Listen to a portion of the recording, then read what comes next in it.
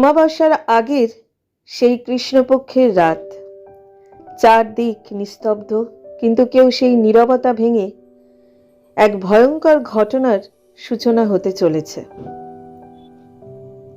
মানুষের মন বোঝা কঠিন, আর রমণীর মন, সেটা কখন ভালোবাসায় ভরে ওঠে, কখন ঘৃণায় জমে যায়, আর কখন ভাগ্যের মোড়ে সব বদলে যায়, তা কেউ আগে থেকে বুঝতে পারে না। আজকের গল্প সেই রহস্য নিয়েই। বাংলা সাহিত্যের এক অনন্য স্রষ্টা শরদিন্দু বন্দ্যোপাধ্যায়ের এক অসাধারণ গল্প রমণীর মন। নিজের ভাষায় নতুনভাবে, শুধুমাত্র তনুর বাংলা ক্লাসিক স্টোরিতে। আমি তনুশ্রী, চলো আজকের গল্পে ডুবে যাই।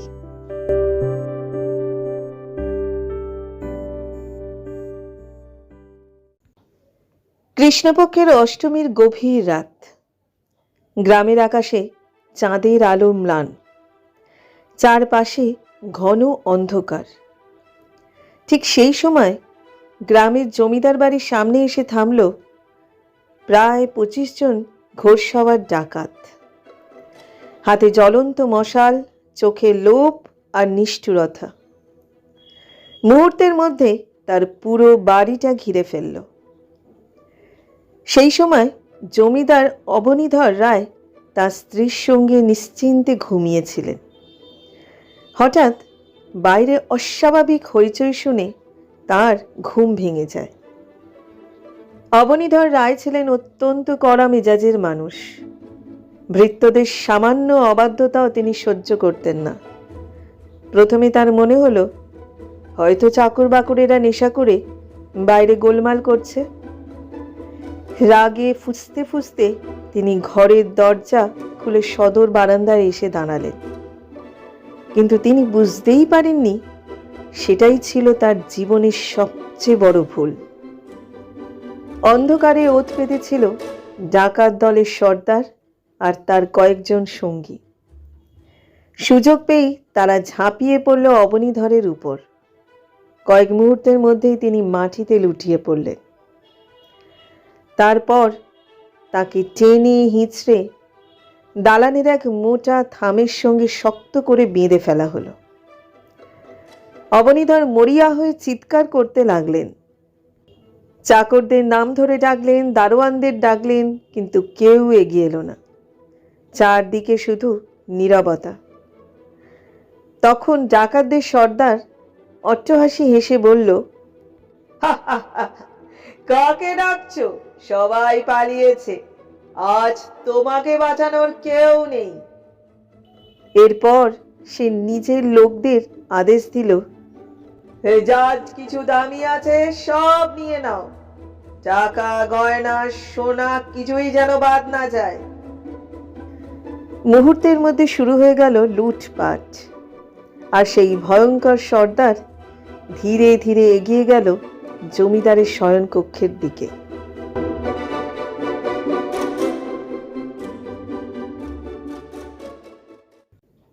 আজ থেকে প্রায় 100 বছর আগের কথা। তখন সিপাহী বিদ্রোহের আগুন থেমে গেছে ঠিকই, কিন্তু তার ক্ষত তখনও শুকোয়নি। যেসব সিপাহীরা ইংরেজদের বিরুদ্ধে অস্ত্র ধরেছিল তাদের অনেকেই সব কিছু হারিয়ে ফেলেছিল। কেউ লুকিয়ে পড়েছিল নিজের গ্রামে, আবার কেউ যুদ্ধের পথ ছেড়ে নেমেছিল অন্ধকার জীবনে। তাদের মধ্যে কিছু লোক ছোট ছোট দল গড়ে ডাকাতি শুরু করেছিল। উদ্দেশ্য একটাই, যতটা সম্ভব লুটপাট করে অর্থ জোগাড় করা, তারপর দূরে কোথাও গিয়ে সাধারণ মানুষের মতো নতুন জীবন শুরু করা।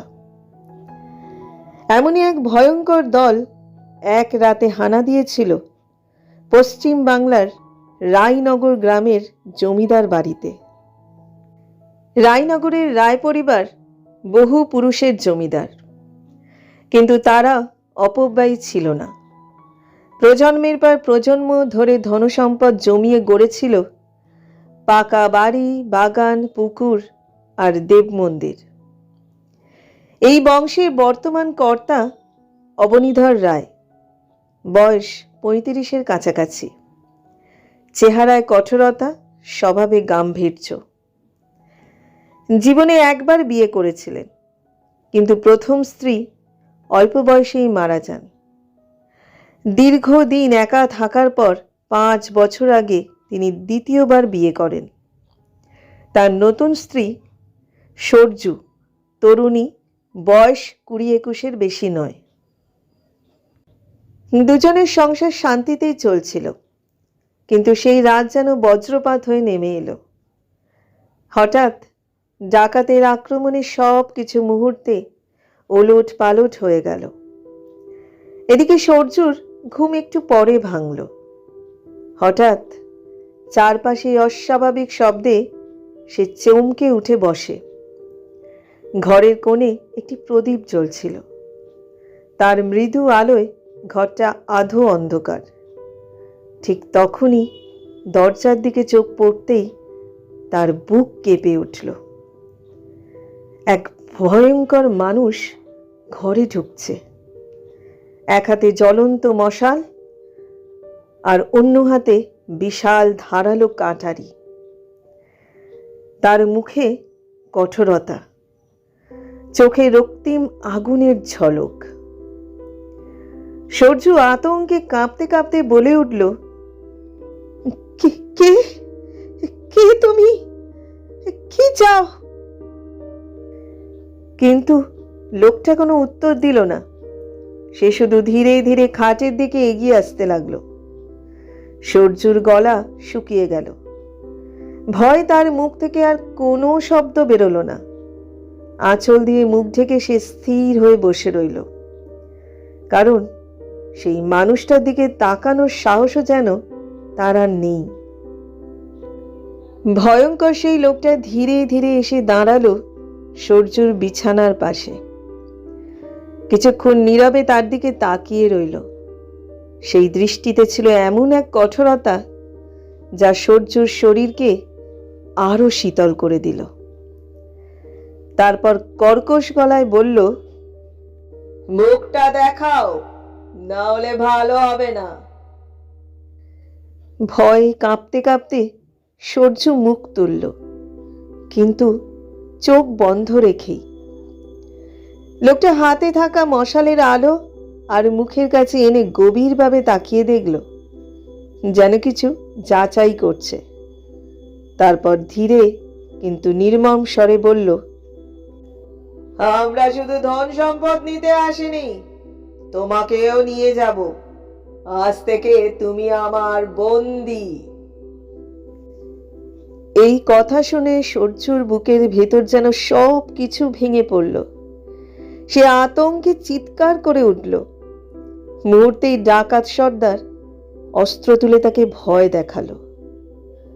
ভয়, অপমান আর অসহায়তার চাপে সরজুর শরীর আর সইতে পারল না।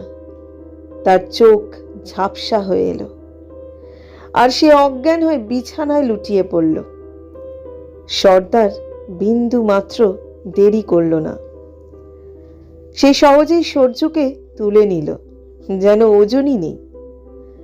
তারপর মশালের আলো সামনে রেখে ঘর থেকে বেরিয়ে এলো। বাড়ির অন্যদিকে তখন চলছে ভয়ঙ্কর তাণ্ডব। কোথাও সিন্দুক ভাঙার শব্দ, কোথাও বাক্স প্যাটরা তছরছ, হাওয়ার আওয়াজ, আর তার সঙ্গে ডাকাতদের কর্কশ নির্দেশ। পুরো জমিদার বাড়ি তখন লুটের রাজ্যে পরিণত হয়েছে। প্রায় 1 ঘন্টা পরে সব লুটপাট শেষ করে ডাকাতেরা একে একে বাইরে বেরিয়ে এলো। তখন আকাশে কৃষ্ণপক্ষের চাঁদ উঠেছে। তার ফ্যাকাশে আলো চারিদিকে ছড়িয়ে পড়েছে। অবনীধর রায় তখনও বাঁধা অবস্থায় থামের সঙ্গে দাঁড়িয়ে, অসহায়, অপমানিত। ডাকাত সর্দার সরজুকে কাঁধে নিয়ে তার সামনে এসে দাঁড়ালো। একটা ভয়ঙ্কর হাসি হেসে বলল, আমরা চললাম জমিদার বাবু, তোমার ধনও নিলাম, তোমার ঘরের মানুষটাকেও নিয়ে গেলাম। এই অপমানের আগুনে অবনীধরের বুক যেন ছারখার হয়ে গেল।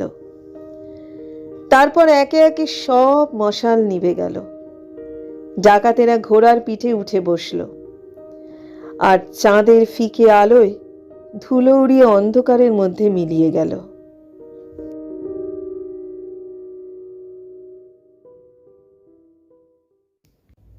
গ্রামের উত্তরের প্রায় 1 ক্রোশ দূর থেকেই শুরু হয়েছিল ঘন বন। বিস্তীর্ণ সেই জঙ্গল শাল আর পিয়ালের অন্ধকারে ঢাকা, যেন দিনের আলো সেখানে ঢুকতে ভয় পায়। সেই অরণ্যের গভীরে ঢুকে পড়ল ডাকাতদের দল। বনের মাঝখানে ছিল এক ফাঁকা জায়গা। চারপাশের বিশাল গাছগুলো যেন অদৃশ্য কোনো সীমারেখায় এসে থেমে গেছে। সেখানেই সবাই ঘোড়া থেকে নামল। এবার চাঁদের আলো বেশ উজ্জ্বল, প্রত্যেকের মুখ পরিষ্কার দেখা যাচ্ছে।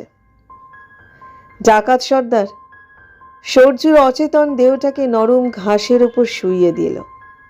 তারপর নিজের লোকদের দিকে তাকিয়ে বলল, এটাই আমাদের শেষ কাজ।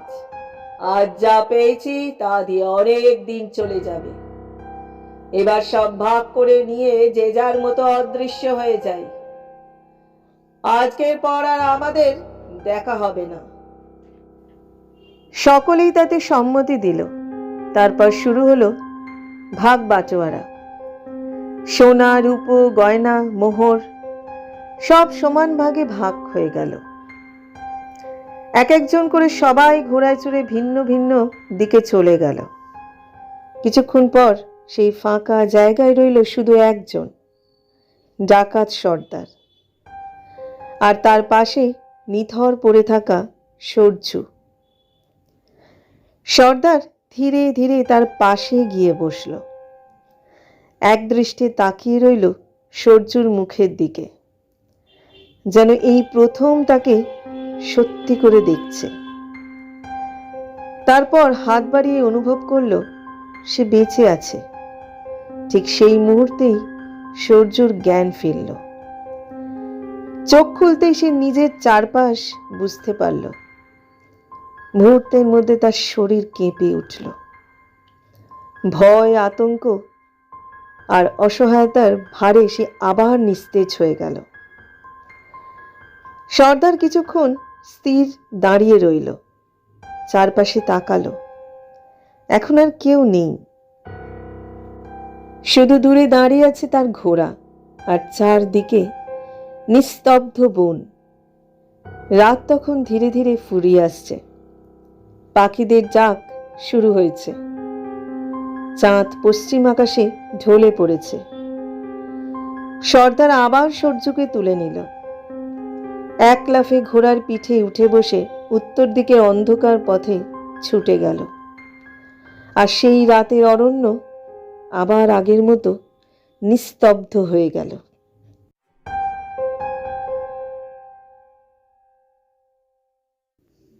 সারা রাত থামের সঙ্গে বাঁধা অবস্থাতেই কাটালেন জমিদার অবনীধর রায়। ডাকাতদের আক্রমণের সময় চাকর বাকরেরা প্রাণ বাঁচাতে পালিয়েছিল। কেউ আর ফিরে আসার সাহস করেনি, কারণ তারা জানত ডাকাতদের হাত থেকে বাঁচলেও মালিকের রোষ থেকে হয়তো রক্ষা পাওয়া যাবে না। ভোর হওয়ার পর যখন সূর্যের আলো গ্রামে ছড়িয়ে পড়ল, তখন গ্রামবাসীরা একে একে জমিদার বাড়ির দিকে এগিয়ে এলো। রাতের ভয় তখন কিছুটা কেটে গেছে। সবাই বিস্মিত চোখে লুট হওয়া বাড়ির অবস্থা দেখতে লাগলো। তারপর তারা অবনীধর রায়ের বাঁধন খুলে দিল। শরীরে তেমন গুরুতর আঘাত না থাকলেও তার ভেতরের আঘাত ছিল অনেক গভীর। ধন সম্পদ লুট হয়েছে তা এক কথা, কিন্তু তার থেকেও বড় আঘাত তার স্ত্রী সরজুকে তুলে নিয়ে গেছে ডাকাতেরা। এই খবর শুনে গ্রামের সবাই স্তব্ধ হয়ে গেল। এক প্রবীণ মাতব্বর মাথা নাড়িয়ে বলল, এমন ঘটনা তো কখনো শুনিনি। আগে ডাকাতি হয়েছে, কিন্তু ঘরের মেয়েদের দিকে কেউ হাত বাড়ায়নি। এরা নিশ্চয়ই বাইরের লোক। আমাদের দেশের নিয়ম কানুন এরা মানে না। কিন্তু অবনীধর রায় গম্ভীর গলায় বললেন, আমি সর্দারকে চিনেছি।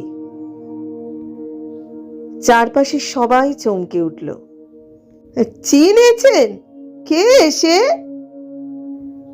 অবনীধরের চোখে তখন আগুন। তিনি ধীরে ধীরে বললেন, খগেশ্বর নন্দী। নামটা শুনেই সবাই স্তব্ধ। খগা নন্দী? এই গ্রামেরই ছেলে ছিল সে।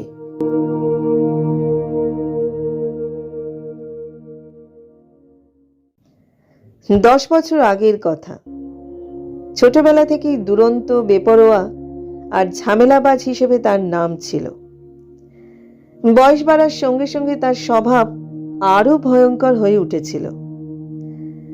শেষে এমন এক জঘন্য কাজ করেছিল যার জন্য অবনীধর রায় নিজে তাকে গ্রাম ছাড়া করেন। গ্রামে তার আপন বলতে ছিল শুধু এক বৃদ্ধ পিসি। তাকে রেখে খগা চলে গিয়েছিল দূরে, শহরে। শোনা যায় সেখানে গিয়ে ইংরেজদের সিপাহী দলে নাম লেখায়। তারপর বহু বছর তার আর কোনো খোঁজ ছিল না। আর আজ এত দিন পরে সে ফিরে এসেছে, কিন্তু ফিরেছে প্রতিশোধ নিয়ে।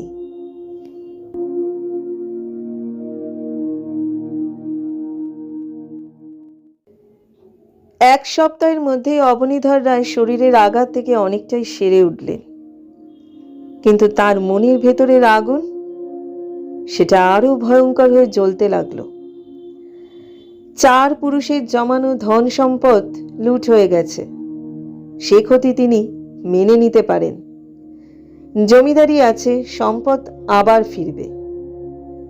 কিন্তু তার স্ত্রী সরজুকে চোখের সামনে অপহরণ করে নিয়ে যাওয়া, এই অপমান, এই যন্ত্রণা তার বুকের ভেতর আগুনের মতো জ্বলছিল। তার বিশ্বাস ছিল সরজু হয়তো নিজের সম্মান রক্ষার জন্য প্রাণ বিসর্জন দিয়েছে, কিন্তু খগা নন্দী বেঁচে আছে, এই চিন্তাই তাকে শান্তি দিচ্ছিল না। প্রতিশোধ, শুধু প্রতিশোধই তখন তার জীবনের একমাত্র লক্ষ্য। তিনি চারদিকে গুপ্তচর ছড়িয়ে দিলেন। কয়েকদিনের মধ্যেই খবর এলো ডাকাতদের দল ভেঙে গেছে। সবাই লুটের ভাগ নিয়ে আলাদা হয়ে পড়েছে। এত টাকা পেয়েছে যে আর ডাকাতির দরকার নেই। কিন্তু খগা নন্দীর কোনো খোঁজ নেই। কোথায় লুকিয়ে আছে কেউ বলতে পারল না। অবনীধর ঘোষণা করলেন, যে খগা নন্দীর খবর দেবে তাকে 1000 টাকা পুরস্কার। সেই সময় 1000 টাকা মানে বিশাল অঙ্ক। তবুও কেউ খবর দিতে পারল না। অবশেষে অবনীধর বুঝলেন ঘরে বসে প্রতিশোধ পাওয়া যাবে না। তিনি নিজের হাতে বেছে নিলেন 4 জন ভোজপুরি যোদ্ধা, এমন মানুষ যারা রক্তপাতকে ভয় পায় না। প্রত্যেকের হাতে দিলেন ধারালো কাঁটারি, নিজে কোমরে বাঁধলেন তলোয়ার। তারপর একদিন 5 জন ঘোড়ায় চড়ে বেরিয়ে পড়লেন। গ্রাম থেকে গ্রাম, শহর থেকে শহর শুরু হলো খগা নন্দীর খোঁজ। 1 মাস, 2 মাস, 3 মাস, অবশেষে তারা ফিরে এলেন, কিন্তু খগার কোনো সন্ধান নেই। কিছুদিন বিশ্রাম নিয়ে আবার বেরোলেন, আবার খোঁজ, আবার ব্যর্থতা। এইভাবেই মাস গড়ালো বছরে, বছর গড়ালো আরো বছরে।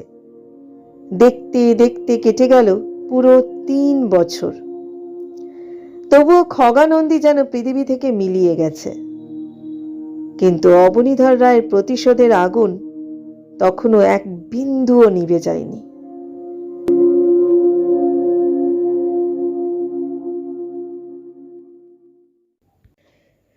রায়নগর থেকে প্রায় 40 ক্রোশ উত্তরে গঙ্গার ধারে ছিল একটা ছোট্ট জনপদ। গ্রাম বললে যেন পুরোটা বোঝানো যায় না, বরং একে পল্লী বলাই ভালো। 20-25টা মাটির কুটির, চারপাশে ক্ষেত খামার, পেছনে গভীর জঙ্গল, সামনে শান্ত গঙ্গার প্রবাহ। এই মানুষগুলো ছিল সহজ সরল, প্রায় আদিম জীবনযাত্রার বাসিন্দা। চাষবাস করত, বনে শিকার করত, কখনো কাঠ কেটে শহরে বেচত। জীবন ছিল ছোট, নিরীহ, নিয়মে বাঁধা। অনেক ঘোরাঘুরির পর খগেশ্বর শেষ পর্যন্ত সূর্যকে নিয়ে আশ্রয় নিয়েছিল এইখানে। পল্লীর একটু বাইরে গঙ্গার একদম ধারে বানিয়েছিল নিজের ছোট্ট কুটির। চারদিকে কাদামাটির ছোট বাঁধ, তার ভেতরে সামান্য সবজির বাগান। প্রথমে গ্রামের মানুষ তাদের দেখে অবাক হয়েছিল। খগেশ্বর নিজের পরিচয় গোপন করে বলেছিল, সূর্যু আমার স্ত্রী, আর এক অত্যাচারী জমিদারের হাত থেকে বাঁচতেই তারা পালিয়ে এসেছে। সরল মানুষগুলো সেই কথাই বিশ্বাস করেছিল, তাদের আশ্রয়ও দিয়েছিল। কিন্তু সত্যিটা ছিল অন্য। সূর্য বেঁচে ছিল, তবু যেন আগের সূর্য ছিল না। একসময় তার মুখে হাসি ছিল, চোখে আলো ছিল। এখন সেই হাসি নেই, মুখে জমেছে কঠিন নীরবতা। জীবনের নির্মম আঘাত তাকে যেন ভেতর থেকে পুড়িয়ে অন্য মানুষ বানিয়ে দিয়েছে। সে খুব কম কথা বলতো, এখন প্রায় একেবারেই বলে না। খগেশ্বরের মনেও বদল এসেছিল। শুরু সেই প্রতিহিংসা ধীরে ধীরে অন্য কিছুর রূপ নিয়েছিল। সে ভেবেছিল সূর্যকে কিছুদিন পরে ছেড়ে দেবে, কিন্তু পারেনি। সূর্যের প্রতি তার টান দিন দিন আরো গভীর হয়ে উঠেছিল। সে তাকে নিজের করে রাখতে চাইত, কিন্তু সূর্যের মনের ভেতর কি চলছে সেটা কখনো বুঝতে পারিনি। রমণীর মন, সে এক গভীর রহস্য। একদিন সকালে খগেশ্বর বলল, আমি শহরে যাচ্ছি, ফিরতে দেরি হবে, খাবার তৈরি রেখো। সূর্য শুধু মাথা নেড়ে সম্মতি দিল। খগেশ্বর চলে গেল। এটাই ছিল প্রথমবার এত দূরে এতক্ষণ সূর্যকে একা রেখে। কারণ তার বিশ্বাস ছিল সূর্য পালাতে পারবে না। কোথায় যাবে সে? দুপুর গড়িয়ে গেলে সূর্য ঘরের কাজ শেষ করে গঙ্গার ধারে গিয়ে বসে রইল। শীতল বাতাস বইছিল। তার চুলে অগোছালো জট, সাজগোজের কোনো চিহ্ন নেই। তবু তার মুখে এক অদ্ভুত গভীরতা। অনেকক্ষণ পর দূরে গঙ্গার বাঁকের কাছে একটা ছোট ডিঙি দেখা গেল। ডিঙিতে একজন মানুষ দাঁড় টানছে। আর একটু কাছে আসতেই সূর্য চিনতে পারল সে খগেশ্বর। তার শরীর ঘামে ভিজে, রোদে চকচক করছে। বলিষ্ঠ হাতে দাঁড় টেনে সে উজান বেয়ে ফিরে আসছে।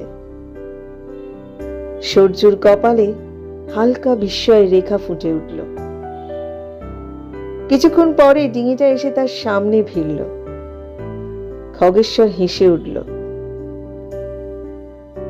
দেখো, 7 টাকায় কিনেছি, কেমন সুন্দর। তার গলায় ছিল অদ্ভুত উচ্ছ্বাস। সে বলল, এবার মাছ ধরবো, নিজেরা খাবো, গ্রামের লোকদের দেব, আর বেশি হলে শহরে বেচবো। মনে হচ্ছিল সে যেন নতুন জীবনের স্বপ্ন দেখতে শুরু করেছে। তারপর বলল, তোমার জন্য অনেক কিছু এনেছি, মিষ্টি, শাড়ি, গামছা। কিন্তু সূর্য তখনও চুপচাপ দাঁড়িয়ে, তার মুখে কোনো হাসি নেই, শুধু গঙ্গার জলের দিকে তাকিয়ে আছে, যেন তার মনের মধ্যে অন্য কোনো স্রোত বইছে। সেই ডিঙি আসার পর থেকে তাদের জীবনে যেন এক নতুন নিয়ম তৈরি হলো। প্রতিদিন দুপুরে খাওয়া দাওয়া শেষ হলে খগেশ্বর আর সূর্য একসঙ্গে গঙ্গায় নামত। ডিঙিটা ভেসে যেত নদীর মাঝখানে। সেখানে গঙ্গার ধীর স্রোতে ভেসে থাকতে থাকতে খগেশ্বর জাল ফেলত। সূর্য চুপচাপ নৌকার এক কোণে বসে থাকত। খগেশ্বর দক্ষ হাতে জাল ছুঁড়ে দিত, জালটা গোল হয়ে জলের বুকে ছড়িয়ে পড়ত। তারপর অপেক্ষা। কখনো ছোট ছোট মাছ উঠত, আবার কখনো বড় মাছ ধরা পড়লে খগেশ্বরের মুখ আনন্দে উজ্জ্বল হয়ে উঠত। সে শিশুর মতো খুশি হয়ে যেত। সূর্য নীরবে তাকে সাহায্য করত। এভাবেই দিন গড়াতে লাগলো। জাল ফেলতে ফেলতে কখনো তার গঙ্গার বাঁকের কাছে পৌঁছে যেত। যেদিন বড় মাছ পাওয়া যেত সেদিন খগেশ্বর শহরের ঘাটে গিয়ে মাছ বিক্রি করত। সূর্য তখন ডিঙির ভেতরেই বসে থাকত, মুখ ঢেকে নীরব। খগেশ্বর মাছ বিক্রি করে বাজার করত, কিছু খাবার কিনত, কখনো ছোটখাটো উপহারও আনত। তার মুখে তখন থাকতো অদ্ভুত এক তৃপ্তির হাসি। আর যেদিন মাছ কম উঠত সেদিন ফিরে আসতো সরাসরি। কিছু মাছ নিজেদের জন্য রেখে বাকিটা সূর্যর হাতে তুলে দিত, বলতো, গ্রামে বিলিয়ে এসো। সূর্য যেত, গ্রামের ঘরে ঘরে মাছ দিয়ে আসতো। পল্লীর মেয়েরা তার সঙ্গে গল্প করত, হাসতো, কখনো তাকে কিছু শাক সবজি বা ফল দিত। সূর্য সেগুলো নিয়ে চুপচাপ ঘরে ফিরত। রাতের খাবার শেষে সে নদীর ধারে গিয়ে বাসন ধুয়ে আনত। তারপর আবার সেই নিঃশব্দ রাত। এইভাবেই কেটে যেতে লাগলো দিন, মাস, বছর। খগেশ্বর মাছ ধরে, সূর্য ঘরের সব কাজ করে। যে মেয়েটি একসময় জমিদার বাড়ির বিলাসী মানুষ হয়েছিল, নিজের হাতে সামান্য কাজও করত না, সেই এখন আগুন জ্বালায়, রান্না করে, ঘর পরিষ্কার করে, কাপড় ধোয়, বাসন মাজে। জীবন তাকে সম্পূর্ণ বদলে দিয়েছে। কিন্তু তার অতীত, তার আগের জীবন, জমিদার বাড়ি, অবনীধর রায়, এসব কি কখনো তার মনে পড়ে? নাকি সব কিছু সে নিজের ভেতর চাপা দিয়ে রেখেছে? খগেশ্বর জানে না, কেউ জানে না। কারণ রমণীর মন নদীর গভীর জলের মতো, বাইরে থেকে যার তল দেখা যায় না। এভাবেই দেখতে দেখতে কেটে গেল 3 বছর। আষাঢ় মাস এসে গেছে। আকাশে ঘন কালো মেঘ। বিকেলের দিকে প্রায় বৃষ্টি নামে। গঙ্গার জলে তখন ইলিশের মরশুম। সেই ভোরেই খগেশ্বর সূর্যকে নিয়ে মাছ ধরতে বেরোলো। আকাশে মেঘ, হালকা বৃষ্টি পড়ছে। এই সময়টাতেই নাকি ইলিশ সবচেয়ে বেশি ওঠে। সত্যিই তাই হলো। কয়েকবার জাল ফেলতেই একসঙ্গে অনেক ইলিশ ধরা পড়ল। খগেশ্বর আনন্দে হেসে উঠল। আজ ভাগ্য খুব ভালো। চলো, আজ আর শহরে যাওয়া নয়, গ্রামের সবাইকে মাছ খাওয়াবো। ঘরে ফিরে সূর্য রান্নায় ব্যস্ত হয়ে গেল। একটা ইলিশ কেটে ঝাল রান্না করলো। খগেশ্বর তৃপ্তি করে খেলো, তারপর শুয়ে পড়ল। সূর্য নিজের কাজ শেষ করে নদীতে বাসন ধুয়ে এলো। বিকেলের দিকে বাকিগুলো ঝুড়িতে নিয়ে গ্রামের দিকে গেল। গ্রামের মেয়েরা তাকে ঘিরে ধরল। ইলিশ মাছ পেয়ে সবাই আনন্দে ভরে উঠল। মাছ ভাগ করে নেওয়ার পর সবাই বকুলতলায় বসে গল্প করতে লাগলো। অনেক দিন পর যেন একটু প্রাণ খুলে বসেছিল সূর্য।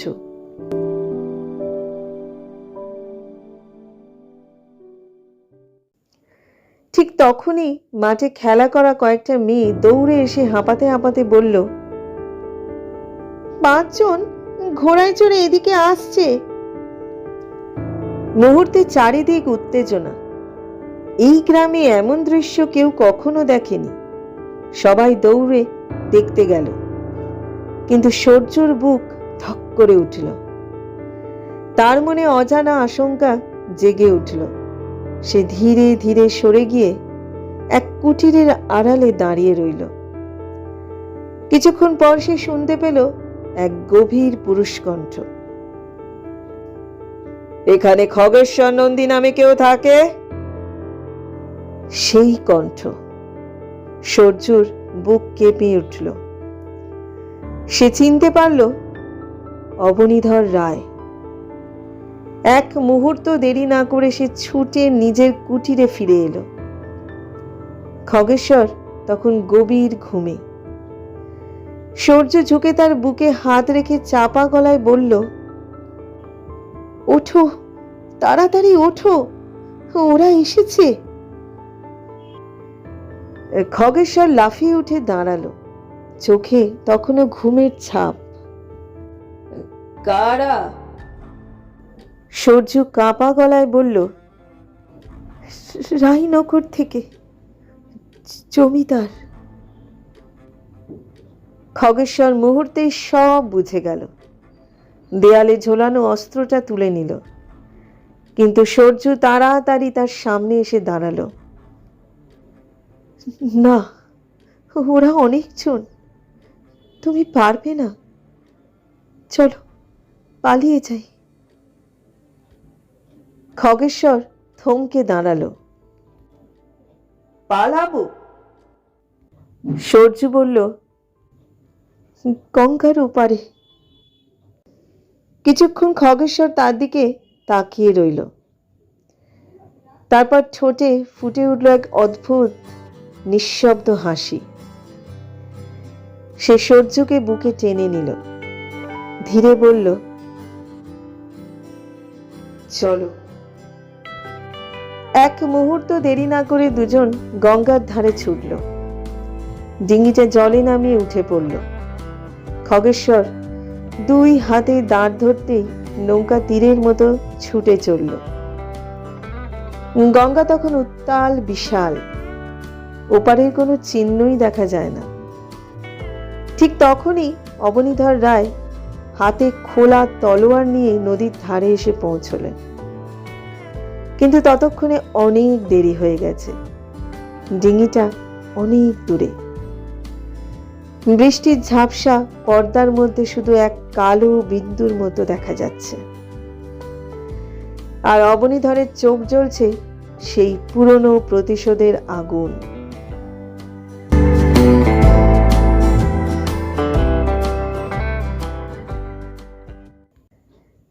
শেষ পর্যন্ত সূর্য কাকে বেছে নিল? অতীতের সম্মান নাকি বর্তমানের অদ্ভুত বন্ধন?